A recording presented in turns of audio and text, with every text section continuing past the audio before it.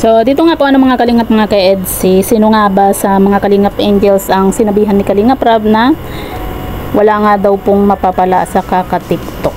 So sino nga ba no sa mga angels yung sinabihan po ni Kalingap Rab? Dahil nga po sa wala naman po siyang pinangalanan po sa live po kasi ni Kalingap Rab nga po mga kalingap. Sabi po niya mag-focus nga daw po sa pag-aaral at hindi po sa social media. Dahil wala naman daw pong mapapala nga po sa kaka-TikTok. Pero wala po siyang binanggit po na pangalan po mga kalingap. Pero yun nga po mga kalingap, marami po tayong mga nabasa nga po ng komento, kumbaga iba-ibang komento po ng mga viewers. May mga nagsasabi na dapat daw kinausap na lang daw po ng ang mga Kalingap Angels at wag na daw pong ini-live pa ni Kalingap Rab kasi nga po syempre 'di ba parang napapahiya na daw po yung ibang Kalingap Angels sa sinabi na yun ni Kalingap Rab na wala nga daw pong mapapala sa kaka-TikTok. So sino nga ba sa mga Kalingap Angels yung sinasabihan po ni Kalingap Rab na walang mapapala po sa kaka-TikTok at mag-focus nga daw po sa pag-aaral. Para sa akin naman po mga Kalingap, siguro pwede naman po na mag-TikTok kasi sa panahon po ngayon kahit nga po sa mga bata matanda 'di ba?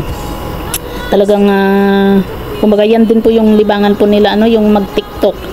Kagaya na lang din po ni Beyonce, lalo na kapag mag-isa po siya sa bahay.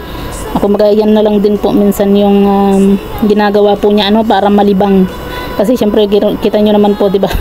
Laging naiiwan minsan itong si Beyonce kasi minsan pumupunta po ng dait nga po yung magulang po ni Beyonce, tapos pumupunta din po sa dati po nilang bahay dahil nga po sa mayroon po silang alagang baboy 'di ba yung magulang po niya. Siyempre minsan madalas po na naiiwan itong si Beyonce mag-isa sa bahay po nila, lalo na po at napakalaki. Talagang maboboring po yung bata.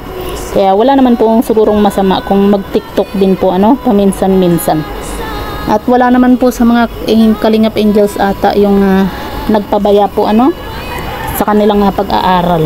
Pero yun nga po siguro sa sinabi ni Kalingap Rab na po na yun kasi syempre siya po yung manager po ng mga angels. Tama lang din naman po na sabihan po niya na mag-focus po sa pag-aaral.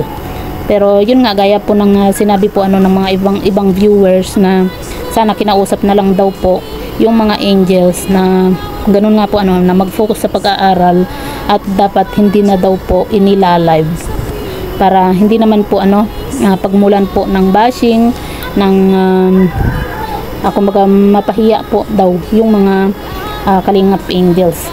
Sino nga ba yung mahilig mag-TikTok po hindi rin naman po natin alam kasi halos lahat naman po ng mga angels nagti-TikTok din naman po 'di ba?